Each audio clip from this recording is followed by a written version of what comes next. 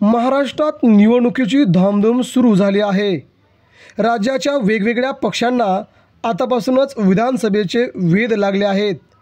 राज ठाकरेपासून ते वंचितपर्यंत सगळ्याच पक्षांनी आता विधानसभेची तयारी सुरू केली आहे। यातच आता मात्र उद्धव ठाकरेंची शिवसेना देखील याला सध्या अपवाद नाही। महाराष्ट्रामध्ये वेगवेगळ्या भागातून उद्धव ठाकरेंच्या शिवसेनेकडे मोठे प्रवेश होत असतानाच भाजप आणि शिंदे गट यांना मात्र सोडणाऱ्यांची संख्या वाढत चालली आहे। आज पक्षप्रमुख उद्धव ठाकरे यांच्या हस्ते शिवबंधन बांधून रायगड जिल्ह्यातील खूप मोठ्या पदाधिकाऱ्यांनी शिवसेनेत प्रवेश केला। भारतीय नागरिक महासंघाचे भाजप अध्यक्ष नागेंद्र प्रताप सिंग यांनी देखील आपल्या सर्व सहकाऱ्यांना सोबत घेऊन शिवसेनेत प्रवेश केला आहे।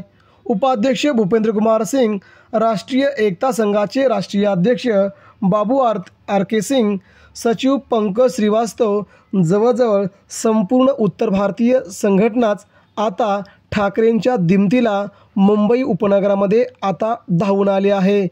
याचमुळे उत्तर भारतीयांना मिळणारा उद्धव ठाकरेंना वाढता पाठिंबा पाहता येणाऱ्या मुंबई येथील विधानसभेच्या आणि महानगरपालिकेच्या निवडणुका लक्षात घेता महाराष्ट्रात सगळीकडे सध्या महाविकास आघाडीची लाट सुरू झाल्याचं दिसत आहे।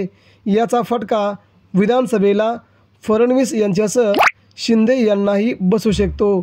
मित्रांनो, ठाकरेंच्या किती जागा येतील, आपण प्रतिक्रिया द्या।